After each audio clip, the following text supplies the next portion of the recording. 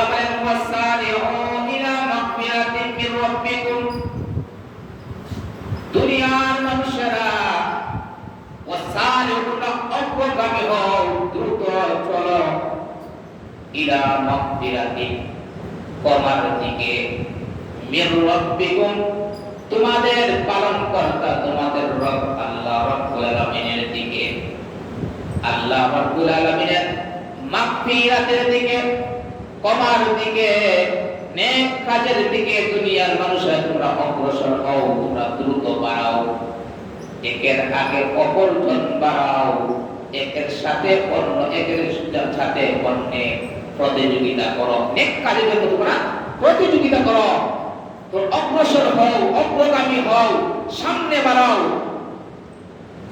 এই নেক কাজের জন্য সামনে বাড়ালে কি হবে? আল্লাহ বলেন ওয়াজান্নাতিন আরদুহাস সামাওয়াতু ওয়াল আরদ, ওই নেক কাজের দিকে অগ্রসর হইলে ওয়াজান্নাতিন তোমাদেরকে আল্লাহ জান্নাত দান করবেন। কি জান্নাত? কি জান্নাত দান করবেন? ওই আল্লাহ আবার আমাদেরকে তাফসীর করে আল্লাহ বলেছেন আরদুহাস সামাওয়াতু ওয়াল আরদ, এমন জান্নাত তোমাকে দান করবেন যেই জান্নাতের প্রশস্ত হবে, যেই জান্নাতের দৈর্ঘ্য হবে আসমান জমিনের সমান। সুবহানাল্লাহ, আসমান জমিনের যত দূরত্ব, এই কত বড় দূরত্ব হবে জান্নাত, ওই জান্নাত তোমাকে আল্লাহ দান করবেন। সুবহানাল্লাহ। ওয়াইদাত লিল মুত্তাকিন, প্রস্তুত করা হয়েছে মুত্তাকিনদের জন্য। সুবহানাল্লাহ। মুত্তাকিনের জন্য আল্লাহ এমন জান্নাত প্রস্তুত করে রেখেছেন, যেই জান্নাতের প্রশস্ততা হবে, যেই জান্নাতের দৈর্ঘ্য হবে, যেই জান্নাতের প্রস্থতা হবে আসমান এবং জমিনের সমান। সুবহানাল্লাহ। তাফসীর ইবনে কাসিরের মধ্যে উল্লেখ করেন, এই আয়াতের তাফসীরের মধ্যে আল্লাহ রাব্বুল আলামিন ঈমানদারকে এই জান্নাতের প্রতিশ্রুতি দিয়েছেন, ওই জান্নাতের কথা আল্লাহ রাব্বুল আলামিন কোরআনের বিভিন্ন জায়গার মধ্যে উল্লেখ করেছেন। এমনকি ওই উক্ত আয়াতের মধ্যে আল্লাহ রাব্বুল আলামিন ওই জান্নাতের প্রশস্ততা উল্লেখ করে বলতেছেন যে যেমন জান্নাত ঈমানদারদেরকে দেওয়া হবে, মুত্তাকিদেরকে দেওয়া হবে, যেই জান্নাতের প্রশস্ত হবে ৭ আসমান ৭ জমিন, এর মধ্যে যত জায়গা আছে ওই জায়গার সমান আল্লাহ রাব্বুল আলামিন ঈমানদারদেরকে জান্নাত দান করবেন। এই জন্য ভাইরা বন্ধুরা, এমন জান্নাতের মধ্যে যাইতে আমরা অবশ্যই রাজি আছি কিনা? অবশ্যই ওই জান্নাতের মধ্যে আমরা যাইতে রাজি আছি। সাত আসমান ৭ জমিনের যতটুকু জায়গা আছে অতটুকু জায়গা সমান হয়ে জান্নাত, ওই জান্নাত আমাদেরকে দান করবেন আল্লাহ। এই জন্য বলতেছেন যে ওই জান্নাতে কি তোমরা যাইতে চাও না? অবশ্যই আমরা চাই। এই জন্য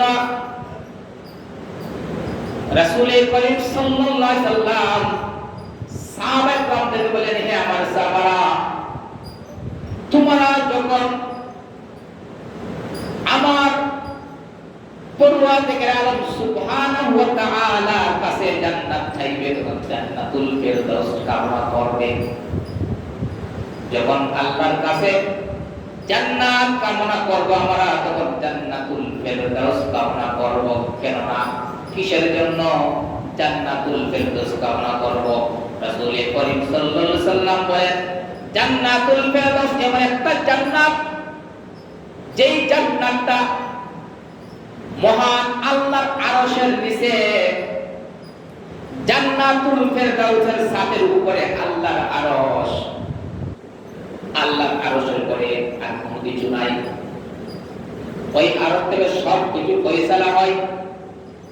আর আরশের নিচে জান্নাতুল ফেরদাউস, যেটা সবচেয়ে উন্নত মানের জান্নাত। ৮টা জান্নাতের মধ্যে জান্নাতুল ফেরদাউস সবথেকে শ্রেষ্ঠ জান্নাত, উত্তম জান্নাত। ওই জান্নাত থেকে নহর সমূহ প্রবাহিত হয়।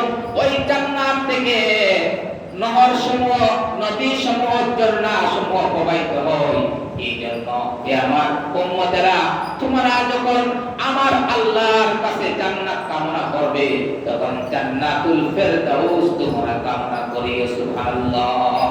এই জন্য আমরা যখন জান্নাত কামনা করব, তখন জান্নাতুল ফেরদাউস কামনা করব। ওই জান্নাতের মধ্যে কারা থাকবে? আল্লাহ তফসীর করে বলে দিয়েছেন। আল্লাহ বলেন, আল্লাযীনা ইউনফিকুনা বিস-সাররাই ওয়াদ-দাররাই ওয়াল কাযিমিনাল গায়যা ওয়াল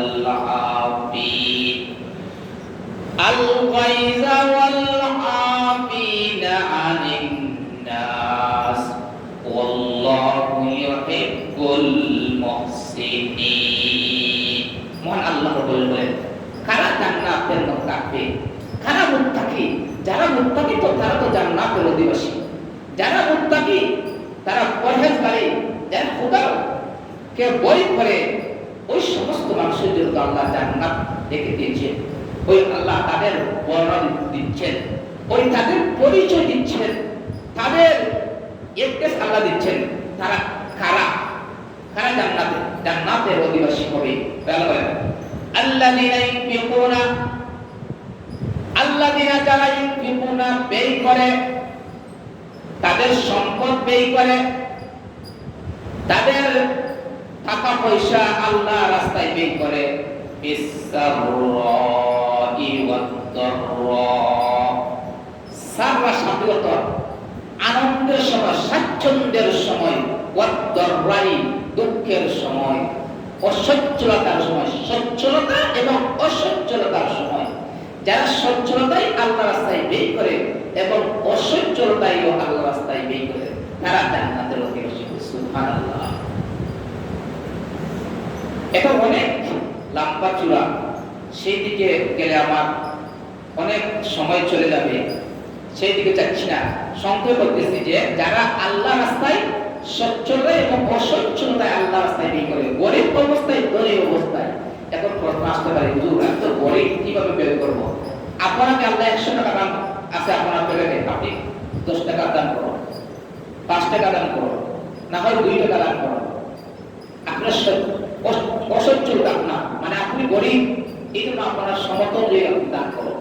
যার যে টাকা আছে, অনেক টাকা আছে, 1000 টাকা অথবা 500 টাকা আছে, তুমি 20 টাকা দান করো, অথবা 10 টাকা দান করো, অথবা 30 টাকা দান করো, তাহলে তো হয়ে যাবে তুমি দানশীল, আল্লাহর কাছে তুমি হয়ে যাবে, তুমি দানবীর, আল্লাহর কাছে তুমি শ্রেষ্ঠতা হয়ে যাবে, জান্নাতের অধিকারী হয়ে যাবে। এই জন্য আল্লাহ বলতেছেন যে বিস-সাররাই ওয়াদ-দাররাই, সুখে দুঃখে দান করো, সুখেও দান করো, দুঃখেও দান করো, সচ্ছলতা দান করো, অসচ্ছলতা দান করো। এই দানের মাধ্যমে সম্পদটা কমে না, সম্পদ বৃদ্ধি হয়ে যায়। একদিন মতো আল্লাহ বলেন, শপথ করে আমি 3টি কথা বলতেছি যে যেই ব্যক্তি আল্লাহর রাস্তায় দান করে, আল্লাহর কসম তার সম্পদ কখনো কমে না, ওই সম্পদ আরো বৃদ্ধি পায়। সুবহানাল্লাহ। আল্লাহর রাস্তায় যারা দান করে, সম্পদ কমে না, সম্পদ বৃদ্ধি পায়। 1 নম্বর গুণ, যারা জান্নাতের মধ্যে যাবে তাদের প্রথম গুণ হইল আল্লাযীনা ইউনফিকুনা বিস-সাররাই ওয়াদ-দাররাই। যেই সমস্ত বান্দারা, যেই সমস্ত বান্দীরা জান্নাতের মধ্যে যাবে, তাদের গুণ হইল, 1 নম্বর গুণ হইল, ওই সমস্ত মানুষেরা সচ্ছলতায় অসচ্ছলতায়, সুখে এবং দুঃখে মহান আল্লাহ রাস্তায় টাকা পয়সা ব্যয় করে, আল্লাহ রাস্তায় ধন সম্পদ ব্যয় করে, তাদের 1 নম্বর গুণ। 2 নম্বর গুণ আল্লাহ বলেন ওয়াল কাযিমিনাল গায়ব। 2 নম্বর তাদের গুণ হইল ওয়াল কাযিমিনাল গায়ব। কাযিমিনের শব্দ হলো সংবরণ করা, সংবরণ করা। গায়ব, গায়বের শব্দ হলো উদ, আমাদের বলে রাগ, গুসা। 2 নম্বর গুণ হবে তারা গুসা সংবরণ করে, সংযত করে, গুসাকে নিবারণ করে, গুসাকে থামিয়ে রাখে। 2 নম্বর গুণ। জান্নাতে যাওয়া অত্যন্ত সহজ। হাদিসের মধ্যে এসেছে যে হে আমার বান্দারা, হে আমার সাহাবারা, তোমরা জানো কি জান্নাতে যাওয়া অত্যন্ত সহজ? জাহান্নামে যাওয়া কঠিন। যেভাবে পরীক্ষায় পাস করা সহজ, ফেল করা কঠিন, কাজের জন্য যারা তো ভালো ছাত্র তাদের বলেন কখনো তো ফেল করবো না, অবশ্যই পাস করব, এই পাস করা সহজ। ঠিক তেমনি হবে জান্নাতে যাওয়া সহজ তাদের জন্য যারা আল্লাহর বিধান মানে, তাদের জন্য সহজ। যারা 5 ওয়াক্ত নামাজ পড়ে তাদের জন্য নামাজ সহজ। যারা 5 ওয়াক্ত নামাজ পড়ে তাদের জন্য বোঝা যায় কত বড় বোঝা নামাজ পড়া। যারা সব সময় পড়ে, অল টাইম পড়ে, তাদের জন্য নামাজ অত্যন্ত সহজ হয়ে যায়। ওই জন্য আল্লাহ বলেন ওয়াল কাযিমিনাল গায়ব, যারা গুসাকে, যারা তাদের রাগকে নিয়ন্ত্রণ করতে পারে, সংযত করতে পারে, রাগকে থামাইতে পারে, ওই আল্লাহ বলেন ওয়াল কাযিমিনাল গায়ব।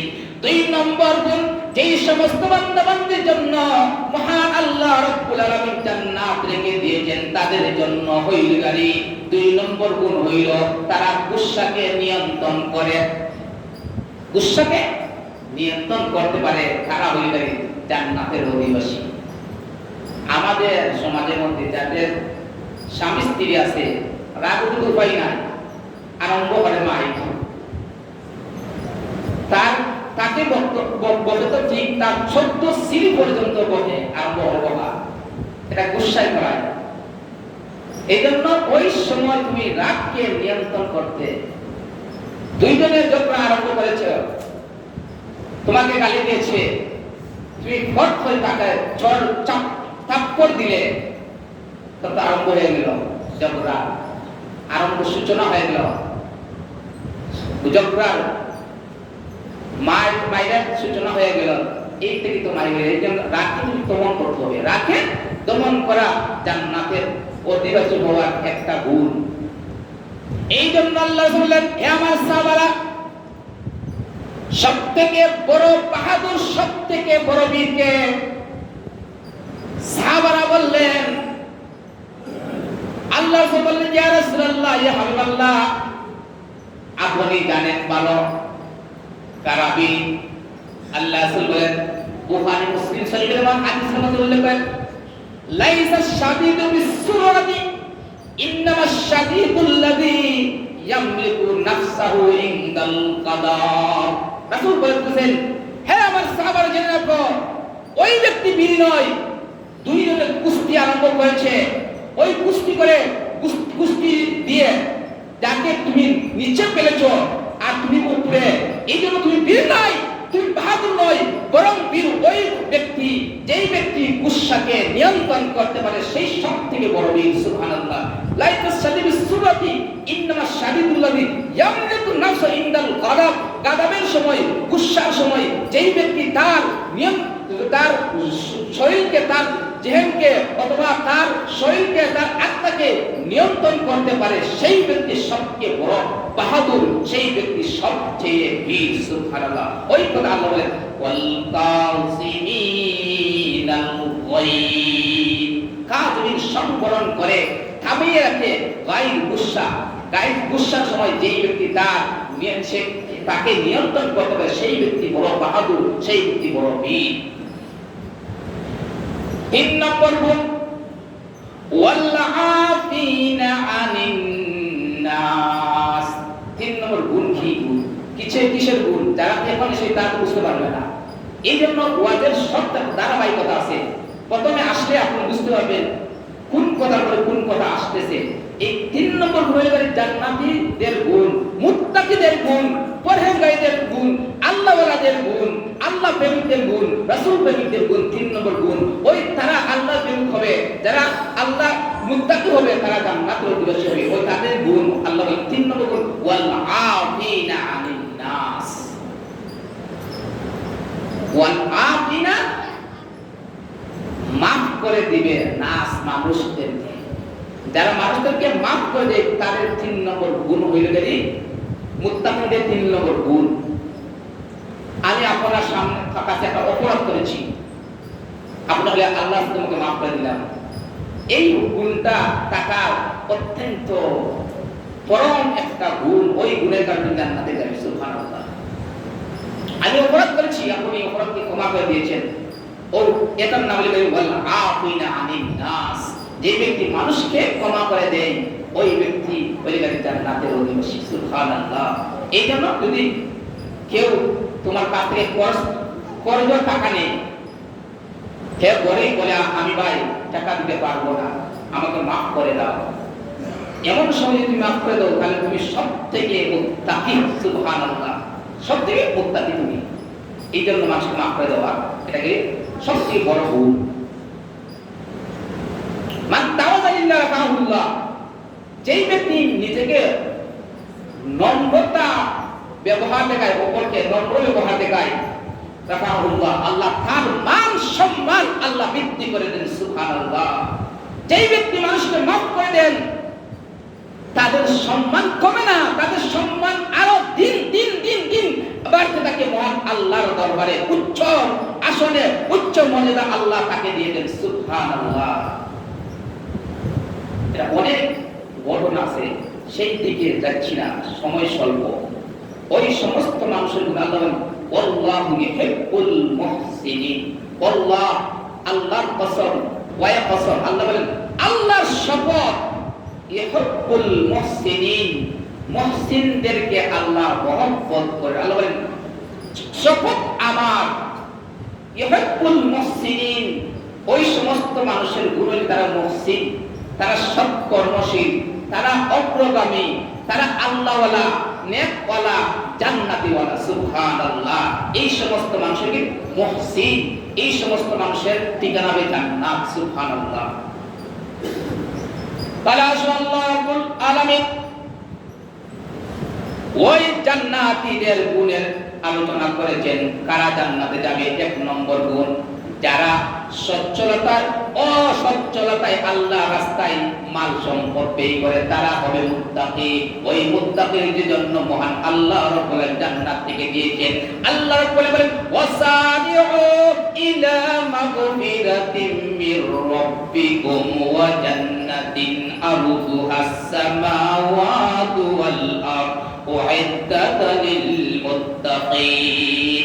আল্লাহ রাব্বুল আলামিন বলেন হে দুনিয়ার মানুষেরা, তোমরা আমার মাগফিরাতের দিকে তোমরা অগ্রসর হও, তোমরা দৌড়ো, তোমরা প্রতিযোগিতা করো, একের পরে একজনের সাথে আরেকজনের দৌড়লে যেইভাবে দৌড়তে দৌড়তে আরম্ভ করে যে কার আগে কে যায়, এইভাবে তোমরা নেক কাজের দিকে দৌড়িয়া আসো, দৌড়িয়া আসো। আল্লাহ বলেন দৌড়িয়ে আসলে কি হবে? ও জান্নাতে, আমি আল্লাহ রাব্বুল আলামিন তোমাদেরকে এমন জান্নাত দান করব, আর তো আসসামাওয়াত ওয়াল আরদ, আসমান সাত জমিনের মধ্যে যত জায়গা, যত বড় প্রশস্ত জায়গা আছে, ওই প্রশস্ত জায়গার মতন তোমাদেরকে আমি আল্লাহ জান্নাত দান করব। সুবহানাল্লাহ। যারা নেক কাজ করবে, যারা আল্লাহর দিকে অগ্রসর হবে, পাগলের মতো অগ্রসর হবে, একজন পাগল যেইভাবে বউ করে, এইভাবে তুমি আল্লাহর প্রেমিক হয়ে আল্লাহর জন্য তুমি পাগল হয়ে যাও। ওই সমস্ত প্রেমিকদের জন্য, ওই সমস্ত আল্লাহর আশিকদের জন্য আল্লাহ রাব্বুল আলামিন এমন জান্নাত রেখেছেন, যে জান্নাতের প্রশস্ত সাত আসমান সাত জমিনের যত জায়গা আছে অত বড় জায়গা হবে একজন জান্নাতীর জন্য। সুবহানাল্লাহ। আল্লাহ রাব্বুল আলামিন আমাদেরকে তৌফিক দিন বলে আমিন। তাহলে আপনাদের সামনে আমি যে হাদিসটা পড়েছি সেই হাদিসের মধ্যে আল্লাহ বলেন, আল্লাহ বলেন আন আবি হুরায়রা রাদিয়াল্লাহু তাআলা আনহু قال قال سيدنا رسول الله صلى الله عليه وسلم আলা আদুল্লুকুম আলা মা ইয়ামহুল্লাহু বিহিল খাতায়া ওয়া ইয়ারফাউ বিহিদ দারাজাত। আল্লাহ রাসূল বলতেছেন হে আমার সাহাবারা, এইভাবে বসিয়া যেভাবে আমি আপনাদের সামনে ওয়াজ করতেছি, এইভাবে আল্লাহ রাসূল সাহাবাদেরকে ওয়াজ করতেছেন, ওয়াজ নসিহত করতেছেন। হে আমার সাহাবারা, আলা আদুল্লুকুম আলা মা ইয়ামহুল্লাহু বিহিল খাতায়া, আমি এমন কথা তোমাদেরকে বলে দিব না, যেই কথা বললে, যেই আমলের কথা বললে ইয়াকুল্লাহু বিল খাতায়া, তোমাদের জীবনের সমস্ত গুনাহ আল্লাহ maaf করে দিবেন। ওয়া ইয়ারফাউ বিদ দারাজাত, এবং তোমাদের মান, তোমাদের মর্যাদা আল্লাহ উঁচু করে দিবেন। এমন কি জিনিসের কথা, এমন আমলের কথা বলবো না। আপনারা কি চান না এমন আমলের কথা বলতাম, যে আমল করলে সমস্ত গুনাহ maaf হবে? এবং তোমার মর্যাদা আল্লাহর সামনে উচ্চ হবে। এমন কি আমরা তো চাই না? অবশ্যই আমরা চাই। সাহাবা বলেন আলু বালা ইয়া রাসূলুল্লাহ, ইয়া রাসূলুল্লাহ, ইয়া হাবিবাল্লাহ, এমন আমলের কথা আমাদেরকে বলে দাও যেই আমল করলে জীবনের সমস্ত গুনাহ মাফ হয়ে যায় এবং আমাদের মান মর্যাদা আল্লাহর দরবারে উচ্চ হয়ে যায়। এমন আমলের কথা ইয়া রাসূলুল্লাহ আমাদেরকে বলে দাও, এমন আমলের কথা আমাদেরকে বলে দাও যেই আমল করলে জীবনের সমস্ত গুনাহ মাফ হয়ে যায় এবং তোমাদের মান মর্যাদা উচ্চ হয়ে যাবে, এমন আমল বলে দাও। আলা ইসবাগুল উদুই আলাল মাকারিহি ওয়া খাসরাতুল খুতা ইলাল মাসাজিদি ওয়া ইনতিজারুস সালাতি বাদাস সালাতি ফাযালিকুমুর রিবাত। আল্লাহ বলতেছেন যে এক নম্বর কাজ মনে রাখবেন আপনারা, এক নম্বর কাজ হবে ইসবাগুল উদু আলা মাকারিহি। এটা ইসবাগুল উদু, ইসবাগের শাব্দিগত পরিপূর্ণ, উদু মানে ওযু করো, পরিপূর্ণ ওযু করে সুন্দরভাবে ভালোভাবে ওযু করো, আলাল মাকারিহি। এই মাকারের শাব্দিগত মানে কষ্ট, কষ্ট হওয়ার সত্ত্বেও তোমরা পূর্ণভাবে ভালোভাবে ওযু করো। প্রত্যেকটা অঙ্গ তিনবার দাও।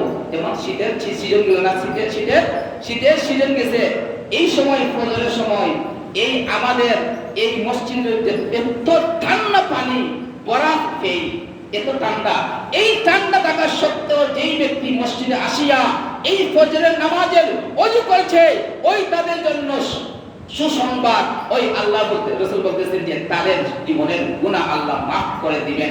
যারা কষ্ট হওয়ার সত্ত্বেও ঠান্ডা পানি দিয়ে তিনবার রাসূলের সুন্নাত মুআফিক ওযু করেছে, তাদের জন্য হইল সুসংবাদ, তাদের জীবনের সমস্ত গুনাহ আল্লাহ মাফ করে দিবেন এবং তাদের দরজা আল্লাহ রাব্বুল আলামিন উচ্চ করে দিবেন। সুবহানাল্লাহ। এক নম্বর সময় সব, এই জন্য সব বিস্তারিত বলার সময় নাই।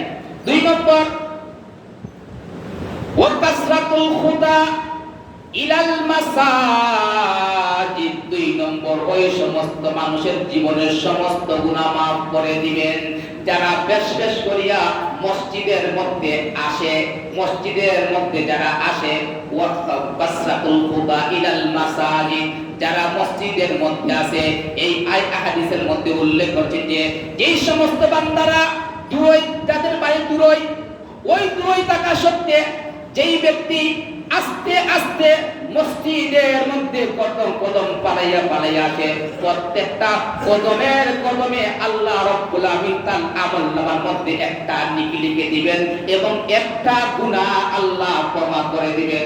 ওই তাদের জন্য বলছেন ওয়া কাসরাতুল খুতা ইলাল মাসাজিদ, যেই ব্যক্তি আস্তে আস্তে হাঁটিয়া হাঁটিয়া মসজিদের মধ্যে নামাজে আসে, ওই সমস্ত নামাজি বান্দার জন্য আল্লাহ জীবনের সমস্ত গুনাহ মাফ করে দিবেন এবং তাদের দরজা আল্লাহ উঁচু করে দিবেন। সুবহানাল্লাহ। তিন নম্বর ওয়া ইনতিজারুস সালাত বাদাস সালাত, ওয়া ইনতিজারুস সালাত বাদাস সালাত, এক নামাজ পড়ার পরে আরেক নামাজের জন্য অপেক্ষায় থাকে না, মসজিদ থাকে। এটা জানাই যে নামাজ পড়ছি আমি জোহরের, আবার মসজিদে বসে থাকলাম, আসলে এটা নাই, উদ্দেশ্য নাই। মানে এক নামাজ পড়ার পরে সেই তার কাজ কর্মের মধ্যে লিপ্ত হয়ে গেল, আবার যখন আসরের আজান হয়ে গেল তখন ওই ব্যক্তি মসজিদের মধ্যে আসে নামাজ পড়লো, এর নাম হলো ইনতিজারুস সালাতি বিস সালাত ফাযালিকুমুর রিবাত। ওই ব্যক্তির জন্য হইল রিবাত, ওই ব্যক্তির জন্য প্রস্তুতি, ওই ব্যক্তির জন্য হইল অটল, ওই ব্যক্তি হইল দ্বীন, ইসলামের উপর দ্বীন থাকলো, মজবুত থাকলো, ওই ব্যক্তি হইল ফাযালিকুমুর রিবাত। ওই রিবাত শব্দটা আল্লাহ তিনবার বলেছেন, আর হাদিসে দুইবার বলেছেন। রিবাতের অর্থ ইয়া আইয়ুহাল্লাযিনা আমানুসবিরু ওয়াসাবিরু ওয়া রাবিতু। আল্লাহ কোরআনে ওই রাবিত বলতেছেন, ওই রাবিতের এরা যারা কষ্টের সত্ত্বেও নামাজ পড়ে, ওই সমস্ত মানুষের রিবাত, ওই সমস্ত মানুষের আল্লাহ জীবনের সমস্ত গুনাহ মাফ করে দিবেন, ওই সমস্ত মানুষের দরজাকে আল্লাহ বুলন্দ করে দিবেন। আল্লাহ রাব্বুল আমিন আমাদের সবাইকে যেন এর উপর আমল করার তৌফিক দান করবেন। আমিন। ওয়া আখিরু দাওয়ানা আলহামদুলিল্লাহি রাব্বিল আলামিন।